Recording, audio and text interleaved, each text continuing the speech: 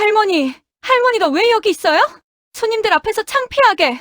유진의 날카로운 목소리가 축하 파티장을 꿰뚫고 지나갔습니다. 정숙은 샴페인 잔을 내려놓으며 그 목소리가 들려온 방향을 돌아보았죠. 화려한 개업 파티의 조명 아래 아들 준혁의 병원 개업을 축하하러 온 사람들로 가득한 홀이었습니다. 그런데 구석진 곳에서 시어머니 한영자가 유진에게 핀잔을 듣고 있었습니다. 82세의 시어머니는 오늘을 위해 곱게 한복을 차려입고 오셨는데 정성스럽게 머리도 빗고 옥반지도 끼고 오셨는데 며느리 유진의 눈에는 그저 거추장스러운 존재로만 보이는 것 같았습니다.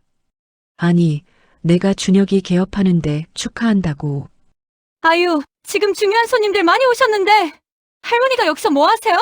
가서 쉬세요. 짐짝도 아니고. 짐짝이라는 단어가 정숙의 귀를 때렸습니다. 가슴이 철렁 내려앉았죠. 30년 전 자신도 시어머니에게서 비슷한 대우를 받았던 기억이 스쳐 지나갔습니다. 정숙은 재빨리 다가가 시어머니의 팔을 붙잡았습니다. 어머님, 제가 모실게요. 유진 씨, 어머님도 가족이신데 그런 말씀은 좀. 유진이 차가운 눈빛으로 정숙을 쳐다보았습니다. 명품 드레스를 입은 그녀의 모습은 마치 이 집안의 여왕처럼 보였죠. 어머니, 제가 뭐 잘못 말했나요? 할머니 연세에 이런 시끄러운 데 계시면 피곤하실 텐데 걱정돼서 그런 거예요. 말은 그렇게 하지만 그 목소리에는 조금의 따뜻함도 없었습니다. 정숙이 아들 준혁을 찾아 눈짓을 보냈지만 의사 가운을 입고 손님들과 인사하느라 바쁜 준혁은 이쪽을 쳐다보지도 않았습니다. 아니, 어쩌면 일부러 못 본 척하는 것인지도 모르죠. 시어머니가 정숙의 손을 가만히 잡으며 고개를 저었습니다. 괜찮아. 나 피곤하기도 하고. 집에 가서 쉴게. 그 순간 정숙은 시어머니의 눈가에 맺힌 눈물을 보았습니다. 평생을 강하게 사셨던 분이 손자의 가장 기쁜 날에 이런 대우를 받으시다니. 파티가 끝나고 집으로 돌아오는 차 안에서 정숙은 조심스럽게 입을 열었습니다. 준혁아, 아까 유진이가 할머니한테 하는 말 좀 심하지 않았니? 운전하던 준혁이 짜증스럽다는 듯 한숨을 쉬었습니다. 엄마, 왜 그래요? 오늘 좋은 날인데. 유진이도 파티 준비하느라 스트레스 받아서 그런 거예요. 그래도 할머니한테 짐짝이라니. 엄마가 너무 예민한 거 아니에요? 유진이가 그런 뜻으로 한 말이 아닐 텐데. 정숙은 할 말을 잃었습니다. 자신이 키운 아들이, 자신이 그렇게 자랑스러워하던 의사 아들이 이렇게 변했다는 게 믿기지 않았죠. 집에 도착해서 시어머니 방을 찾아간 정숙. 시어머니는 옥반지를 만지작거리며 창밖을 보고 계셨습니다. 어머님, 오늘 마음 많이 상하셨죠? 시어머니가 돌아보며 쓸쓸히 웃었습니다. 정숙아, 내가 너한테 했던 것처럼 이제 내 차례가 되는구나. 그 말에 정숙은 가슴이 먹먹해졌습니다. 30년 전 이 집에 처음 시집 왔을 때 시어머니는 정말 무서운 분이셨죠. 하지만 세월이 흐르며 서로를 이해하게 되었고 이제는 진짜 모녀 같은 사이가 되었는데 시어머니가 갑자기 정숙의 손을 꼭 잡았습니다. 정숙아, 내가 살아있는 동안 꼭 지켜봐야 할 게 있어. 네? 무슨 말씀이세요? 때가 되면 알게 될 거야. 이 옥반지처럼 진짜와 가짜는 결국 드러나게 되어 있거든. 시어머니의 눈빛이 유난히 또렷했습니다. 마치 무언가를 알고 계신 것 같은, 하지만 아직은 말할 수 없는 비밀을 품고 계신 것 같은 눈빛이었죠. 그날 밤 정숙은 잠을 이룰 수 없었습니다. 아들의 성공이 이렇게 씁쓸할 줄은 몰랐습니다. 의사가 된 아들, 모두가 부러워하는 성공. 하지만 그 성공의 그늘에서 가족이 무너지고 있다는 걸 정숙은 가슴 깊이 느끼고 있었습니다. 준혁아, 내가 정말 내 아들 맞니? 혼잣말이 어둠 속에 흩어졌습니다. 어머니, 이제 정말 결정하셔야 해요. 할머니를 VIP 요양원에 모시는 게 모두를 위해 좋은 거예요. 아침 식탁에 유진의 목소리가 날카롭게 울렸습니다. 정숙은 손에 들고 있던 국자를 내려놓았죠.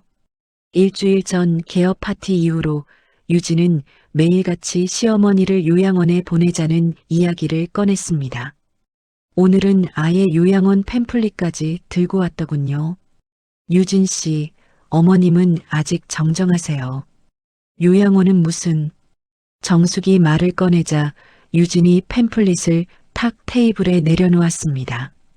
정정하시다고요? 어제도 할머니가 가스불 끄는 걸 깜빡하셨잖아요. 그건 그냥 깜빡하신 거지. 어머니, 언제까지 그렇게 현실을 부정하실 거예요? 시대가 변했어요. 왜 며느리만 평생 시부모 모시고 희생해야 하죠? 유진의 말에 준혁이 신문에서 눈을 떼지 않은 채 거들었습니다. 엄마, 유진이 말도 일리가 있어요. 할머니도 전문적인 케어를 받으시는 게 더 좋을 수도 있고. 정숙은 믿을 수 없다는 듯 아들을 바라보았습니다. 이 아이를 의사로 만들기 위해 자신이 얼마나 희생했는지 그 아이가 정말 모르는 걸까요? 그때 시어머니가 거실로 나오셨습니다. 지팡이를 짚고 천천히 걸어오시는 모습이 어제보다 더 쇠약해 보였죠. 무슨 이야기들을 그렇게 크게 하니? 유진이 재빨리 자리에서 일어나 능청스럽게 웃었습니다. 할머니, 좋은 아침이에요. 제가 할머니를 위해 좋은 곳을 알아봤어요. 수영장도 있고 도서관도 있는 VIP 요양원이에요. 시어머니가 유진을 물끄러미 바라보았습니다. 그리고는 정숙을 돌아보며 쓸쓸히 웃었죠. 정숙아, 괜찮아. 내가 짐이 되긴 싫으니까. 어머님, 무슨 말씀을 그렇게 하세요? 정숙이 급하게 시어머니 곁으로 다가갔습니다. 시어머니가 정숙의 손을 잡으며 작게 속삭였습니다. 미안하다, 정숙아. 내가 너한테 했던 것처럼 너도 당하는구나. 그 순간 30년 전의 기억이 밀물처럼 밀려왔습니다. 갓 시집온 정숙에게 시어머니는 정말 엄격하셨죠. 새벽 5시에 일어나 시부모님 아침상 차리기, 빨래, 청소, 저녁 늦게까지 이어지는 집안일. 간호사 일을 그만두고 싶지 않았지만 시어머니는 우리 집 며느리가 밖에서 일한다는 게 말이 되냐며 강제로 그만두게 하셨습니다. 하지만 세월이 흐르고 시아버지가 돌아가시고 남편마저 3년 전 세상을 떠난 후 시어머니와 정숙은 서로의 유일한 의지처가 되었죠. 이제는 진짜 모녀처럼, 아니 어쩌면 그보다 더 깊은 정으로 연결되어 있었습니다. 어머님, 제가 끝까지 모실게요. 걱정하지 마세요. 정숙이 시어머니의 손을 꼭 잡으며 말했습니다. 유진이 코웃음을 쳤습니다. 어머니, 언제까지 그런 구시대적 사고방식으로 사실 거예요? 준혁 오빠도 병원 일로 바쁘고 저도 회사 일이 있는데 누가 할머니를 24시간 케어해요? 내가 하면 되죠. 어머니가요? 어머니도 이제 60 다 되셨잖아요. 유진의 말투가 점점 더 공격적으로 변했습니다. 준혁이 그제야 신문을 내려놓고 끼어들었습니다. 엄마, 유진이 말도 맞아요. 엄마도 이제 좀 자유롭게 사셔야죠. 평생 가족 뒷바라지만 하고 사셨잖아요. 정숙은 아들의 얼굴을 뚫어지게 바라보았습니다. 저 아이가 정말 자신이 낳은 아들이 맞나 싶을 정도로 낯설었죠. 준혁아, 할머니는 우리 가족이야. 가족을 요양원에 보낸다는 게 말이 되니? 엄마, 요양원이 무슨 감옥도 아니고. 요즘은 다들 그렇게 해요. 다들 그렇게 한다고 우리도 그래야 해? 분위기가 점점 험악해지자 시어머니가 나섰습니다. 그만, 내 일을 가지고 왜 이렇게 싸우니? 내가 알아서 결정할게. 시어머니가 유진을 똑바로 쳐다보며 말했습니다. 유진아, 내가 날 그렇게 내보내고 싶으면. 그래, 내가 나가마. 유진의 얼굴에 승리의 미소가 번졌습니다. 할머니, 잘 생각하셨어요. 제가 최고급 요양원으로 모실게요. 하지만 시어머니가 다시 입을 열었습니다. 단 하나 알아둬라. 이 집엔 내가 모르는 게 많다. 특히 이 옥반지. 시어머니가 손가락의 옥반지를 만지작거렸습니다. 유진의 눈이 반지에 고정되었죠. 전에도 몇 번 그 반지를 탐내는 눈빛을 보인 적이 있었습니다. 할머니, 그 반지가 뭐가 그렇게 중요해요? 때가 되면 알게 될 거다. 모든 진실은 때가 있는 법이니까. 시어머니가 의미심장한 미소를 지으며 방으로 들어가셨습니다. 그날 밤 정숙은 시어머니 방문을 조심스럽게 두드렸습니다. 어머님, 정말 요양원에 가실 생각이세요? 시어머니가 침대에 앉아 옥반지를 들여다보고 계셨습니다. 정숙아, 이리 와 앉아봐.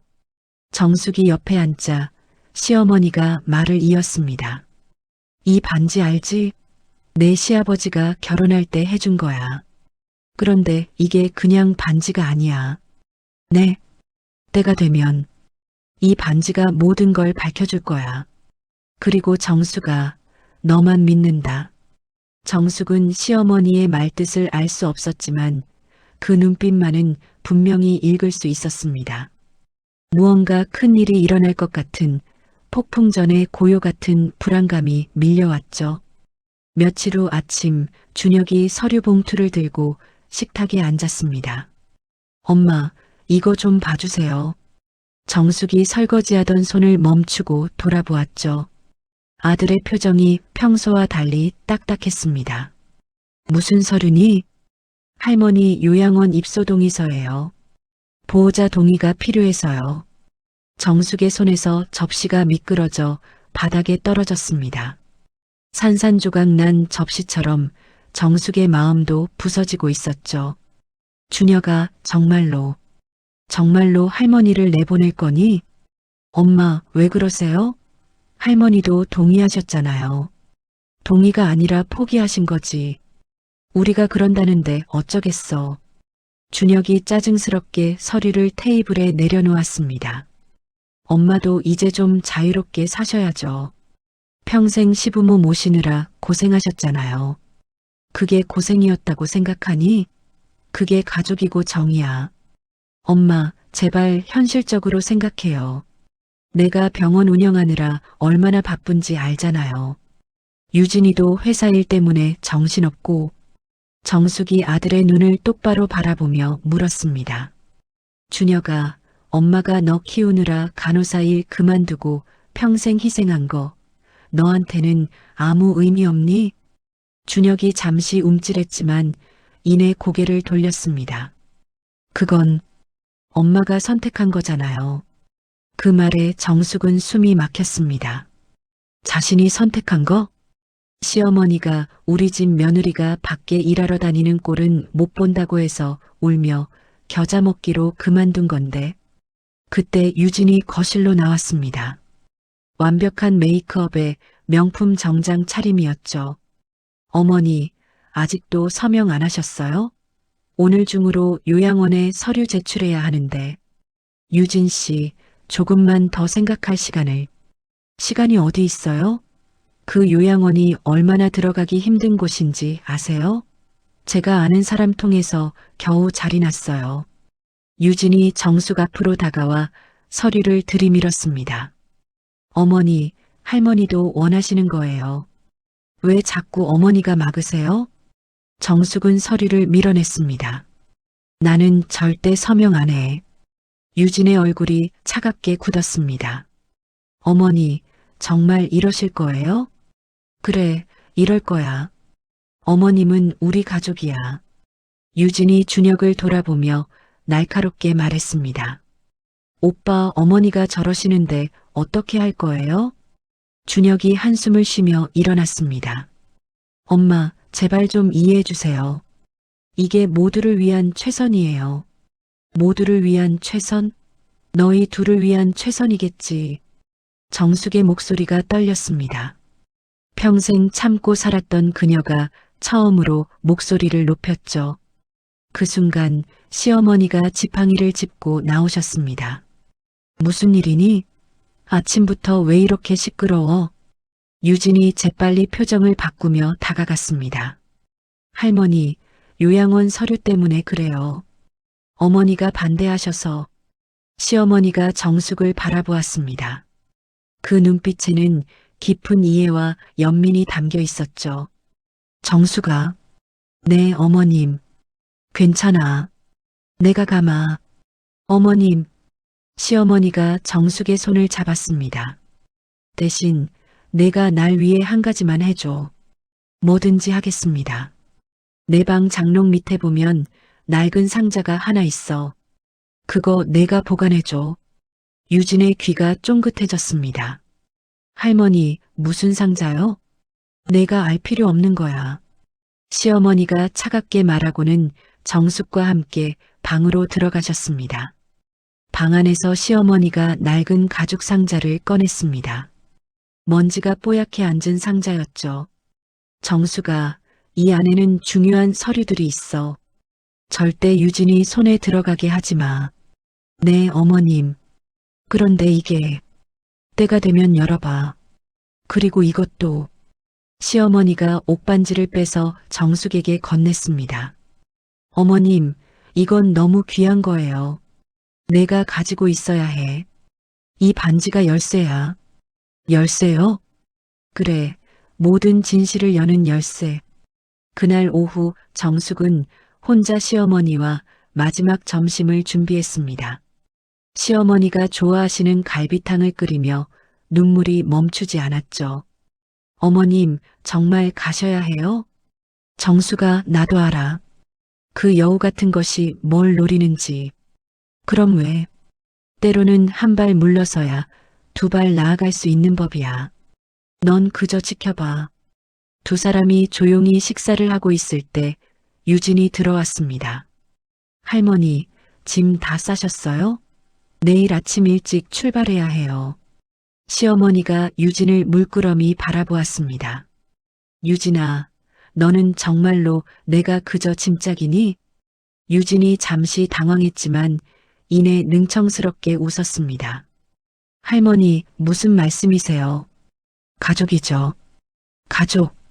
그래, 가족. 시어머니가 쓸쓸히 웃었습니다. 그날 밤 정숙은 시어머니 방에서 밤을 새웠습니다. 두 사람은 많은 이야기를 나눴죠. 30년의 세월, 고부로 만나 이제는 진짜 모녀가 된 두 여자의 마지막 밤이었습니다. 정수가, 내가 젊었을 때는 정말 독하게 굴었지? 지난 일이에요, 어머님. 아니야, 사과하고 싶었어. 너무 늦었지만. 어머님. 그리고 정수가, 준혁이가 변한 건 내 탓도 있어. 무슨 말씀이세요? 내가 그 아이를 너무 특별하게 키웠어. 의사가 되면 모든 게 다 될 줄 알았지. 시어머니의 눈에 눈물이 고였습니다. 하지만 이제 알겠어. 성공이 전부가 아니라는 걸. 가족이 무엇보다 소중하다는 걸. 정숙이 시어머니의 손을 꼭 잡았습니다. 어머님, 제가 꼭 다시 모시고 올게요. 약속해요. 정수가, 넌 강한 여자야. 내가 아는 누구보다도. 그러니까 무너지지 마. 다음 날 아침 검은 승용차가 집 앞에 멈췄습니다. 요양원에서 보낸 차였죠. 유진이 득의양양한 표정으로 시어머니의 짐을 날랐습니다. 준혁은 병원에 일이 있다며 일찍 나갔고 정숙 혼자 시어머니를 배웅했습니다. 어머님 건강하세요. 자주 찾아뵐게요. 그래, 정수가. 그 상자 잊지 마. 시어머니가 차에 오르시며 마지막으로 뒤돌아보셨습니다. 그 눈빛이 무언가를 말하고 있었죠. 이제 시작이다라고. 차가 떠나고 정숙은 텅 빈 집에 혼자 남았습니다. 30년 만에 처음으로 시어머니 없는 집. 그 정막이 가슴을 짓눌렀습니다. 이제 나는 정말 혼자구나. 하지만 정숙은 주먹을 꽉 쥐었습니다. 시어머니가 남긴 상자와 옥반지를 품에 안으며 다짐했죠. 어머님, 제가 꼭 진실을 밝혀낼게요. 그리고 어머님을 다시 모시고 올게요. 시어머니가 요양원에 가신 지 2주가 지났습니다. 정숙은 매일 요양원에 전화했지만 면회는 적응 기간이니 한 달 후에 오라는 답변뿐이었죠. 그날도 정숙은 시어머니 방을 청소하고 있었습니다. 빈 방이지만 혹시 돌아오실 날을 위해 매일 깨끗이 정리했죠. 그때 현관 초인종이 울렸습니다. 누구세요? 정수가. 나야, 은희. 정숙은 깜짝 놀라 문을 열었습니다. 30년 전 같은 병원에서 간호사로 일했던 친구 은희가 서 있었죠. 은희야, 어떻게 여기를? 준혁이 병원에 수간호사로 왔어. 어제 첫 출근했는데 내 아들이라길래 깜짝 놀랐지. 두 사람은 거실에 앉아 차를 마시며 그동안의 이야기를 나눴습니다. 정수가, 너 정말 많이 변했다. 예전에 당당하던 내가 왜 이렇게. 30년이면 사람이 변하지. 은희가 정숙의 손을 잡았습니다. 정수가, 사실 내가 오늘 온 건 준혁이 병원에서 이상한 일이 있어서야. 이상한 일? 은희가 주변을 살피더니 목소리를 낮췄습니다. 준혁이가 의료보험 부당 청구를 하고 있는 것 같아. 정숙의 얼굴이 하얗게 질렸습니다. 그게 무슨 소리야? 실제로 하지 않은 치료를 한 것처럼 서류를 조작해서 보험금을 타내는 거야. 어제 우연히 서류를 봤는데. 아니야, 우리 준혁이는 그럴 아이가 아니야. 은희가 한숨을 쉬었습니다. 그리고 더 이상한 건 준혁이 부인 유진이라고 했나? 그 사람이 자주 병원에 와. 그게 뭐가 이상해? 환자 기록을 보더라고. 특히 노인 환자들 기록을. 정숙의 가슴이 철렁했습니다. 혹시 시어머님 기록도? 맞아. 한영자 할머니 맞지? 그분 기록을 유난히 자세히 보더라. 정숙이 벌떡 일어났습니다. 은희야, 정확히 뭘 봤는지 말해줘. 건강 상태, 인지 능력 검사 결과. 그리고 이상한 건 실제로 검사하지도 않은 치매 관련 검사들이 차트에 기록되어 있었어. 정숙의 온몸에 소름이 돋았습니다. 시어머니가 때가 되면 알게 될 거다라고 하신 말씀이 떠올랐죠. 은희야, 부탁이 있어. 뭔데? 준혁이와 유진이를 계속 지켜봐줘. 그리고 이상한 게 있으면 바로 연락해줘. 은희가 고개를 끄덕였습니다. 알았어. 그런데 정수가 너무 걱정돼. 내가 위험할 수도. 그때 현관문이 벌컥 열렸습니다. 유진이 들어왔죠. 어머니, 손님이 계셨네요. 유진의 눈빛이 날카롭게 은희를 스캔했습니다. 아, 제 옛날 동료예요. 은희야, 우리 며느리 유진이. 은희가 어색하게 인사했습니다. 안녕하세요. 준혁 씨 병원에서 일하게 된 간호사 최은희입니다. 유진의 표정이 미묘하게 굳었습니다. 아, 그러시군요. 그런데 왜 여기? 오랜만에 친구 얼굴 보러 왔어요. 유진이 억지로 웃으며 말했습니다. 그러시군요. 그럼 천천히 이야기 나누세요. 전 위로 올라갈게요. 유진이 계단을 오르다가 멈춰서서 돌아보았습니다. 아, 어머니. 할머니 짐 정리 좀 해주세요. 어차피 이제 안 오실 테니까. 정숙이 주먹을 꽉 쥐었습니다. 은희가 유진이 사라진 후 속삭였습니다. 저 여자 뭔가 수상해. 눈빛이. 은희야, 정말 부탁이야. 내가 지금은 아무것도 할 수 없지만 증거만 있으면. 은희가 정숙을 꼭 안아주었습니다. 걱정 마. 내가 도와줄게. 우리가 젊었을 때 그랬잖아. 서로 의지하며 일했잖아. 은희가 떠난 후 정숙은 시어머니가 남긴 상자를 꺼냈습니다. 아직 열어보지 말라고 하셨지만 뭔가 단서가 있을 것 같았죠. 상자를 열려고 하는데 자물쇠가 걸려 있었습니다. 그런데 자물쇠 구멍이 이상했습니다. 열쇠 구멍이 아니라 뭔가를 끼우는 홈이었죠. 혹시 정숙은 옷반지를 꺼내 대보았습니다. 놀랍게도 반지의 옷 부분이 정확히 들어맞았습니다. 찰칵 자물쇠가 열렸습니다. 상자 안에는 서류 뭉치가 있었습니다. 그리고 맨 위에는 편지 봉투가 하나, 정숙에게라고 쓰여 있었죠. 편지를 열어보니 시어머니의 손글씨였습니다. 정수가 이 편지를 읽고 있다면 이미 일이 시작된 거겠구나. 내가 미리 말하지 못한 건 증거가 없었기 때문이야. 하지만 이제 내가 알아야 할 때가 온 것 같구나. 우리 집에는 아무도 모르는 재산이 있다. 내 시아버지가 남긴 10억대 부동산이야. 등기부등본과 유언장이 이 상자 안에 있어. 유진이는 이미 이 사실을 어렴풋이 알고 있을 거야. 그래서 나를 요양원에 보내려 한 거지. 치매 진단을 받으면 재산 처리가 쉬워지니까. 정수가 조심해. 그들이 너까지 해치려 할지도 몰라. 하지만 포기하지 마. 정의는 반드시 승리한다. 그리고 기억해. 진짜 가족은 혈연이 아니라 마음으로 만들어지는 거야. 넌 내 진짜 딸이야. 정숙의 눈에서 눈물이 흘렀습니다. 서류를 확인하니 정말로 강남의 빌딩 한 채가 시아버지 명의로 되어 있었습니다. 그리고 유언장에는 아내 한영자가 생존해 있는 동안은 그녀의 동의 없이 처분할 수 없다고 명시되어 있었죠. 그래서 유진이가 모든 퍼즐이 맞춰지기 시작했습니다. 그때 휴대폰이 울렸습니다. 은이었습니다. 정수가 큰일이야. 방금 준혁이가 유진이랑 통화하는 걸 들었는데 뭐라고 했는데? 할머니 치매 진단서를 이번 주 안에 만들어야 한대. 그래야 재산 처리가 가능하다고.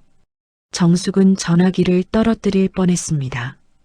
이제 진짜 싸움이 시작되는 거였습니다. 유진이 구속된 지 한 달이 지났습니다.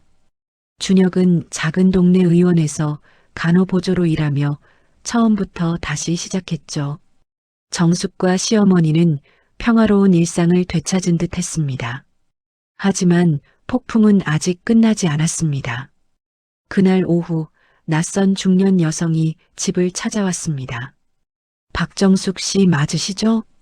네, 누구시죠? 전 유진이 어머니입니다. 정숙은 놀라 뒤로 물러섰습니다. 유진의 어머니는 초췌한 얼굴이었지만 눈빛은 강렬했죠. 무슨 일로? 한영자 씨를 만나러 왔습니다. 시어머니가 거실로 나오셨습니다. 두 여자는 40년 만에 마주했죠. 오랜만이네, 선영아. 언니. 유진의 어머니 이름은 김선영이었습니다. 그녀는 시어머니보다 5살 어렸죠. 김선영이 무릎을 꿇었습니다. 언니 미안해요. 정말 미안해요. 시어머니가 그녀를 일으켜 세웠습니다. 앉아. 이야기나 하자. 세 여자가 거실에 앉았습니다. 김선영이 떨리는 목소리로 말을 시작했죠. 40년 전 저는 언니의 남편과 사랑했어요. 하지만 그분은 언니를 선택했죠. 시어머니가 고개를 끄덕였습니다. 알고 있었어. 알고 계셨어요? 그래. 하지만 그 일을 놓아줄 수 없었어. 이미 준혁 아버지를 임신한 상태였거든. 정숙이 놀라 시어머니를 봤습니다. 김선영이 계속했습니다. 저는 평생 그 한을 품고 살았어요. 그리고 그 한을 딸에게 물려줬죠. 그래서 유진이를 이 집에 시집 보낸 거야? 네. 복수하라고. 이 집안을 망치라고. 김선영이 울먹였습니다. 하지만 이제 깨달았어요. 제가 얼마나 어리석었는지. 딸의 인생까지 망쳤어요. 그때 현관문이 열렸습니다. 준혁이 들어왔죠. 그의 뒤에는 유진이 있었습니다. 보석으로 잠시 나온 것이었습니다. 유진은 어머니를 보자 폭발했습니다. 엄마, 왜 여기 있어? 유진아, 엄마 때문이야. 다 엄마 때문에 내 인생이 망가진 거야. 유진이 어머니를 밀쳤습니다. 평생 아빠 욕하면서, 이 집안 사람들 욕하면서 날 복수의 도구로 키웠잖아. 김선영이 딸을 붙잡았습니다. 미안해, 유진아. 엄마가 잘못했어. 이제 와서 미안하다고? 내 인생은 어떡해. 남편도 도망가고 정가자 됐는데. 유진이 주저앉아 울었습니다. 준혁이 조용히 다가갔습니다. 유진아, 오빠는 오지 마. 오빠도 날 이용했잖아. 내 돈이 필요했잖아. 준혁이 고개를 숙였습니다. 맞아. 처음엔 그랬어. 하지만 뭐? 너를 사랑했어. 진심으로. 모두가 놀라 준혁을 봤습니다. 준혁이 계속했습니다. 내가 변한 건 결혼하고 나서야. 아니, 어쩌면 넌 처음부터 상처받은 아이였는지도 몰라. 유진이 고개를 들어 준혁을 봤습니다. 날 사랑했다고? 그래. 그래서 더 미안해. 내가 제대로 된 남편이었다면 내가 이렇게 되지 않았을 텐데. 시어머니가 입을 열었습니다. 모두가 피해자야. 40년 전에 어긋난 사랑 때문에. 시어머니가 김선영의 손을 잡았습니다. 선영아, 이제 그만 용서하자. 서로를. 김선영이 눈물을 흘렸습니다. 언니, 그리고 유진아, 너도 이제 그만 미워해. 미움은 너 자신만 파괴해. 유진이 시어머니를 올려다봤습니다. 할머니는 저를 용서하시는 거예요? 그래. 내가 한 일은 잘못됐지만 내 상처는 이해해. 정숙도 나섰습니다. 유진아, 다시 시작하자. 처음부터. 유진이 대성통곡했습니다. 미안해요. 정말 미안해요. 그때 은희가 급하게 들어왔습니다. 정수가, 좋은 소식이야. 무슨 일이야? 검찰에서 유진 씨가 준혁이한테 속은 피해자로 판단했대. 준혁이가 주도한 걸로. 준혁이 나섰습니다. 그게 맞아요. 제가 다 주도했어요. 준혁아. 정숙이 놀라 아들을 말렸습니다. 엄마, 이게 맞아요. 유진이는 나 때문에 이렇게 된 거예요. 유진이 고개를 저었습니다. 아니야, 오빠. 내가 먼저 시작한 거야. 아니, 내가 책임질게. 두 사람이 서로를 감싸는 모습에 모두가 놀랐습니다. 시어머니가 말했습니다. 이제야 진짜 부부 같구나. 그때 정숙의 전화가 울렸습니다. 변호사였습니다. 박정숙님, 빌딩 매각이 완료됐습니다. 12억에 팔렸네요. 12억이요? 네. 그리고 한영자 여사님이 미리 말씀하신 대로 처리했습니다. 정숙이 시어머니를 봤습니다. 어머님, 무슨 지시를 하신 거예요? 시어머니가 미소 지었습니다. 3억은 준혁이 빚 갚는데 3억은 유진이 새 출발 자금으로 3억은 선영이 여생을 위해 나머지 3억은 정숙 내가 가져. 모두가 놀랐습니다. 어머님, 나는 이제 얼마 남지 않았어. 돈보다 중요한 건 가족이야. 김선영이 울며 말했습니다. 언니, 어떻게 이럴 수가. 40년 전에 끝냈어야 할 일이야. 이제라도 끝내자. 유진이 시어머니 앞에 무릎 꿇었습니다. 할머니, 저 다시 시작할게요. 제대로. 준혁도 무릎 꿇었습니다. 저도요. 이번엔 정직하게. 시어머니가 두 사람의 머리를 쓰다듬었습니다. 그래, 늦지 않았어. 정숙이 시어머니를 껴안았습니다. 어머님, 감사해요. 정수가, 내가 있어서 가능했어. 넌 이 집안의 진짜 기둥이야. 그날 저녁 오랜만에 온 가족이 함께 식사했습니다. 김선영도 함께했죠. 40년의 한이 풀리는 순간이었습니다. 3년 후 정숙은 작은 카페를 운영하고 있었습니다. 시어머니가 준 돈으로 시작한 가족사랑 카페였죠. 카페 한쪽에는 시어머니의 사진이 걸려 있었습니다. 1년 전 시어머니는 평화롭게 잠드셨죠. 마지막까지 정숙의 손을 잡고 고맙다는 말을 남기셨습니다. 어머님, 오늘도 좋은 하루 보내고 계시죠? 정숙이 사진에 인사하며 하루를 시작했습니다. 카페 문이 열리고 준혁이 들어왔습니다. 이제는 동네 보건소에서 일하며 소박하지만 정직하게 살고 있었죠. 엄마 왔어요. 어서 와. 커피? 네. 준혁이 앉아 창밖을 보며 말했습니다. 엄마, 오늘 유진이한테서 편지 왔어요. 유진은 2년의 집행유예를 받고 지방의 작은 요양원에서 자원봉사를 하고 있었습니다. 뭐라고 했니? 이제 진짜 행복하대요. 남을 돕는 게 이렇게 기쁜 일인지 처음 알았대요. 정숙이 미소 지었습니다. 다행이네. 그리고 엄마한테 감사하다고. 용서해줘서. 그때 김선영이 들어왔습니다. 그녀는 정숙의 카페에서 일하고 있었죠. 정숙 씨, 오늘 손님이 많네요. 네, 언니. 동네 분들이 많이 와주셔서. 김선영과 정숙은 이제 진짜 자매처럼 지내고 있었습니다. 은희도 들어왔습니다. 은퇴 후 매일 카페에 들르는 단골이었죠. 야, 정숙아. 오늘 그 특제 케이크 있어? 당연하지. 네 사람이 함께 앉아 차를 마셨습니다. 준혁이 말했습니다. 할머니가 살아계셨다면 좋아하셨을 텐데. 정숙이 시어머니 사진을 바라봤습니다. 보고 계실 거야. 김선영이 말했습니다. 한영자 언니가 마지막에 제게 말씀하셨어요. 이제야 진짜 가족이 됐구나라고. 모두가 고개를 끄덕였습니다. 그때 카페 문이 열렸습니다. 유진이 들어왔습니다. 2년 만에 재회였죠.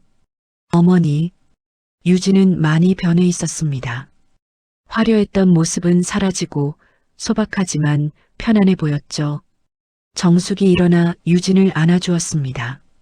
어서 와. 기다렸어.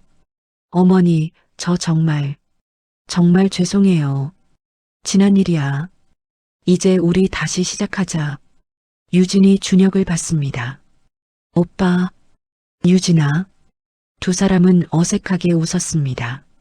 사랑은 식었지만 이제는 진짜 가족이 된 것 같았죠. 유진이 시어머니 사진 앞에 무릎 꿇었습니다. 할머니 왔어요. 이제야 철이 들었어요. 정숙이 유진의 어깨를 토닥였습니다. 할머니는 이미 다 용서하셨어. 5사람이 둘러앉아 이야기를 나눴습니다. 과거의 상처, 오해, 미움은 모두 사라지고 이해와 용서만 남았죠. 해가 질 무렵 정숙은 혼자 카페에 남아 일기를 썼습니다. 어머님, 오늘 유진이가 돌아왔어요. 우리 모두 이제 진짜 가족이 된 것 같아요. 돌이켜보면 그 지옥 같던 시간들도 우리를 더 단단하게 만들어준 것 같아요.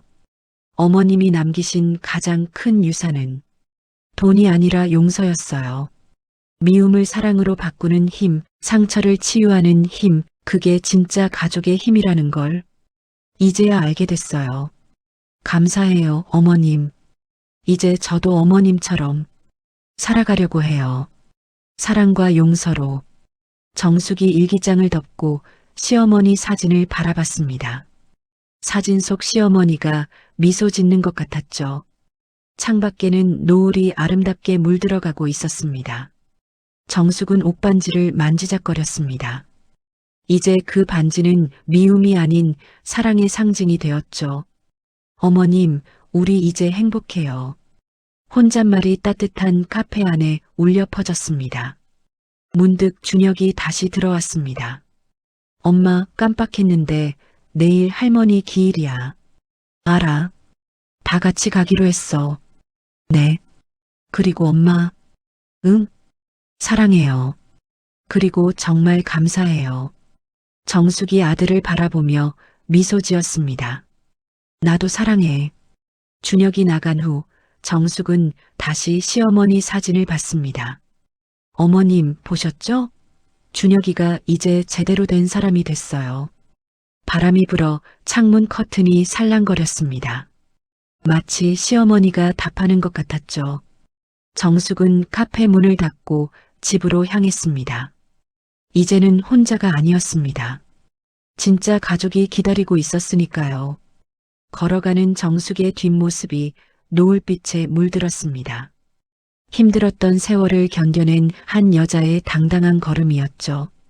그리고 하늘에서 누군가 지켜보고 있었습니다. 잘했다, 정숙아. 이제 내 인생을 살아. 시어머니의 따뜻한 목소리가 바람에 실려왔습니다. 다음 날 새벽 정숙은 잠을 이룰 수 없었습니다. 시어머니가 남긴 서류들을 다시 한번 꼼꼼히 살펴보았죠. 그러다 한 장의 사진을 발견했습니다. 40년 전 시아버지가 젊었을 때 찍은 사진. 그 옆에는 낯선 여자가 있었습니다. 사진 뒤에는 글씨가 있었죠. 미안하다. 내가 먼저 간다. 마이너스 유진 어머니. 정숙은 깜짝 놀랐습니다. 유진의 어머니? 설마 시아버지와 유진의 어머니가? 그때 휴대폰이 울렸습니다. 요양원 번호였죠. 박정숙 님이시죠? 한영자 어르신이 갑자기 쓰러지셨습니다. 지금 병원으로 이송 중입니다. 정숙은 허둥지둥 옷을 입고 뛰쳐나갔습니다. 준혁의 병원 응급실이었죠. 응급실에 도착하니 시어머니는 의식을 잃고 누워 계셨습니다. 준혁이 하얀 가운을 입고 차트를 보고 있었죠. 준혁아, 할머니가 왜? 엄마, 진정하세요. 할머니가 약을 잘못 드신 것 같아요. 그때 유진이 나타났습니다. 이른 아침인데도 완벽하게 차려입고 있었죠. 어머니, 걱정 마세요. 오빠가 최고의 의사잖아요. 유진의 미소가 섬뜩했습니다. 정숙이 시어머니 곁으로 다가가려 하자 간호사가 막았습니다. 보호자분은 밖에서 기다려주세요. 저는 며느리인데 의사 선생님 지시입니다. 정숙은 할 수 없이 대기실에서 기다렸습니다. 1시간쯤 지났을까 준혁이 나왔습니다. 엄마, 할머니 상태가 안 좋아요. 뭐가 안 좋은데? 뇌 MRI 결과. 치매 징후가 보여요. 정숙은 믿을 수 없다는 듯 준혁을 쳐다보았습니다. 그럴 리 없어. 2주 전까지만 해도 할머니는 정정하셨어. 치매는 갑자기 올 수도 있어요, 엄마. 준혁이 서류를 내밀었습니다. 이걸 보세요. 검사 결과예요. 정숙이 서류를 받아보는 순간 은희가 뛰어왔습니다. 정숙아. 은희가 정숙을 옆으로 끌고 가 속삭였습니다. 내가 방금 확인했어. 할머니 MRI 찍은 적 없어. 그 결과는 다른 환자 거야. 정숙의 온몸에 소름이 돋았습니다. 뭐라고? 준혁이가 차트를 조작한 거야. 유진이가 옆에서 지시하는 걸 봤어. 정숙은 다시 준혁에게 돌아갔습니다. 준혁아, 내가 할머니 MRI 찍는 거 보고 싶어? 엄마, 이미 찍었다니까요. 다시 찍자. 내가 보는 앞에서. 준혁의 표정이 굳었습니다. 엄마, 의사인 나를 못 믿어요? 아들이기 전에 의사라면 정직해야지. 그때 유진이 끼어들었습니다. 어머니, 무슨 말씀이세요? 오빠를 의심하시는 거예요? 정숙이 유진을 똑바로 쳐다보며 말했습니다. 유진 씨, 당신 뭘 노리는 거야? 네. 할머니 재산, 그거 노리는 거지? 유진의 얼굴이 순간 일그러졌다가 다시 웃음을 지었습니다. 어머니, 무슨 재산이요? 할머니한테 재산이 어디 있어요? 정숙이 품에서 등기부등본을 꺼냈습니다. 이거 말이야. 10억짜리 빌딩. 준혁과 유진의 눈이 동시에 커졌습니다. 뭐라고요? 준혁이 더듬거렸습니다. 내 할아버지가 남긴 재산이야. 그리고 할머니 동의 없이는 처분 못해. 유진이 서류를 낚아채려 했지만 정숙이 피했습니다. 그때 시어머니가 의식을 회복했다는 연락이 왔습니다. 모두가 병실로 뛰어갔죠. 시어머니는 눈을 뜨고 계셨습니다. 정숙을 보자 희미하게 웃으셨죠. 정숙아, 어머님, 괜찮으세요? 시어머니가 준혁과 유진을 번갈아 보셨습니다. 준혁아, 유진아. 준혁이 다가갔습니다. 할머니, 제가 치료해 드릴게요. 시어머니가 준혁의 손을 잡으며 말씀하셨습니다. 준혁아, 내가 치매니? 준혁이 움찔했습니다. 할머니, 거짓말하지 마. 나는 다 알아. 너희가 뭘 하려는지. 시어머니가 몸을 일으켜 앉으셨습니다. 유진아, 내 어머니 이야기를 해줄까? 유진의 얼굴이 하얗게 질렸습니다.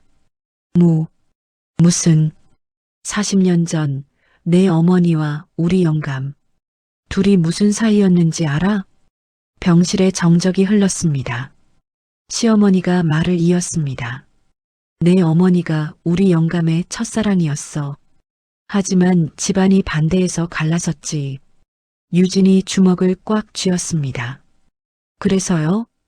그래서 내가 우리 집 며느리가 된 게 우연일까? 내 어머니가 못다 이룬 복수를 내가 하려는 거 아니니? 유진이 폭발했습니다. 맞아요. 우리 엄마는 평생 그 한을 품고 사셨어요. 할아버지 때문에. 준혁이 놀라 유진을 말렸습니다. 유진아, 무슨 소리야?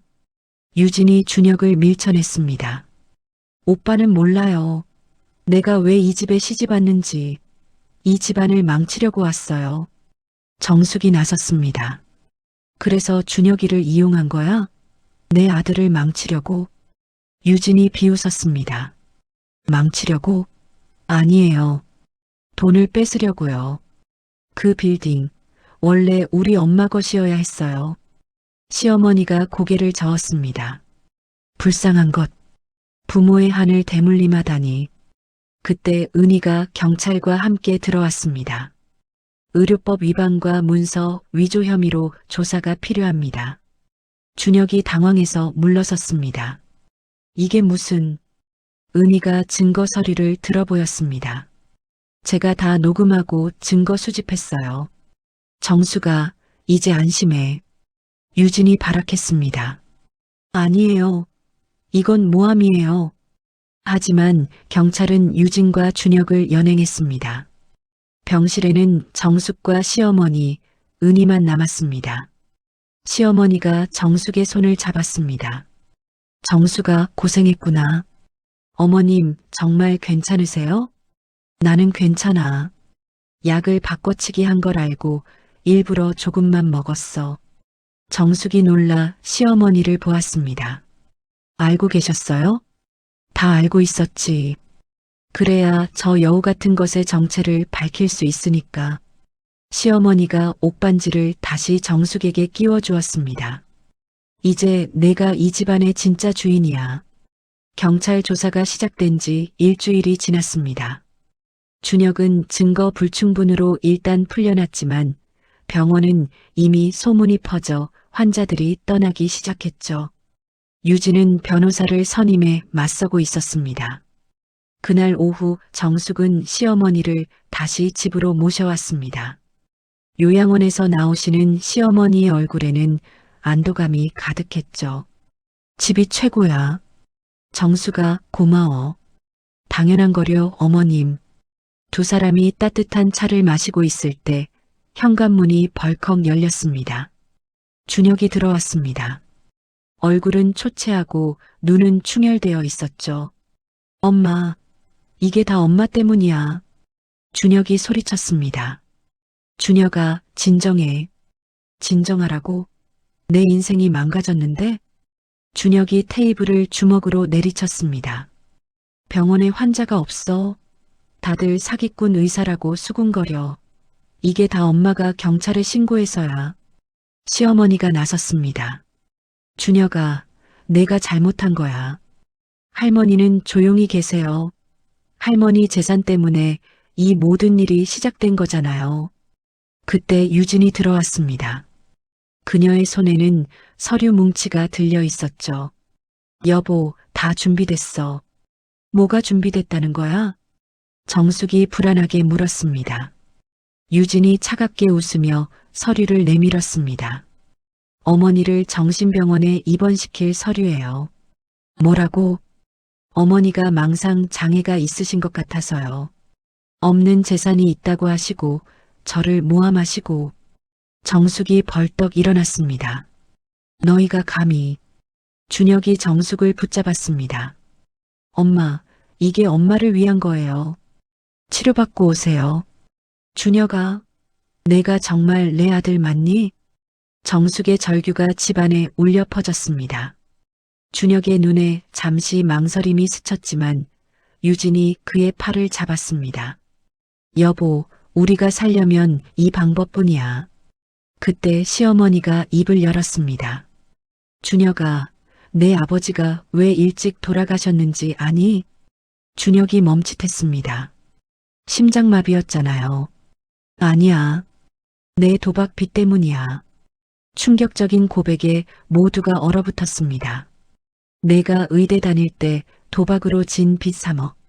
내 아버지가 갚으려고 밤낮으로 일하다가 쓰러진 거야. 준혁의 다리가 풀렸습니다. 그럴 리 없어. 정숙도 처음 듣는 이야기였습니다. 어머님, 정말이에요? 정수가 미안해. 내 남편이 죽기 전에 부탁했어. 준혁이는 모르게 해달라고. 시어머니가 서랍에서 낡은 통장을 꺼냈습니다. 3억이 인출된 기록이 있었죠. 이게 증거야. 준혁아, 내 아버지는 너를 위해 목숨을 바쳤어. 준혁이 무릎을 꿇었습니다.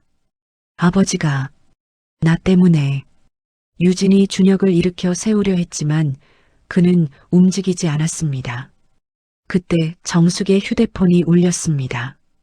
은이었습니다. 정숙아, 큰일이야. 유진이 남편이 다른 여자가 있어. 뭐라고? 스피커폰으로 통화가 들렸습니다. 유진의 친정회사에서 일하는 직원이 제보했어. 유진 남편이 회사 돈 횡령하고 다른 여자와 도망갈 계획이래. 유진의 얼굴이 순식간에 일그러졌습니다. 뭐라고? 유진이 휴대폰을 꺼내 급하게 전화를 걸었습니다. 여보. 하지만 전화는 꺼져 있었습니다. 유진이 허둥지둥 집을 나가려 하자 경찰이 들어왔습니다. 최유진 씨 사기 및 문서 위조 혐의로 체포합니다. 아니, 이건 착오예요. 유진이 발악했지만 소용없었습니다. 준혁은 여전히 바닥에 주저앉아 있었습니다. 아버지, 미안해요. 정숙이 아들 곁에 앉았습니다. 준혁아, 엄마 나 정말 나쁜 놈이에요. 아버지도 죽이고 엄마도 버리고. 준혁이 대성통곡했습니다. 시어머니가 준혁의 머리를 쓰다듬었습니다. 이제라도 깨달았으니 다행이야. 늦지 않았어. 그날 밤 유진의 친정에서 전화가 왔습니다. 유진의 남편이 정말로 회사 돈 50억을 횡령해 해외로 도주했다는 것이었습니다. 유진은 하루아침에 모든 것을 잃었죠. 준혁은 의사 면허 정지 처분을 받았습니다. 병원은 폐업했고 빚더미에 앉게 되었죠. 하지만 준혁은 오히려 홀가분해 보였습니다. 엄마, 처음부터 다시 시작할게요. 정직하게. 그래, 늦지 않았어. 시어머니가 말했습니다. 그 빌딩을 팔아서 내 빚을 갚자. 그리고 새로 시작해. 할머니, 단 조건이 있어. 다시는 가족을 버리지 마. 준혁이 눈물을 흘리며 고개를 끄덕였습니다. 정숙은 아들을 안아주었습니다. 잃어버렸던 아들이 돌아온 것 같았죠. 집은 텅 비었지만 마음은 오히려 가득 찼습니다. 진짜 가족이 무엇인지 깨달은 순간이었죠.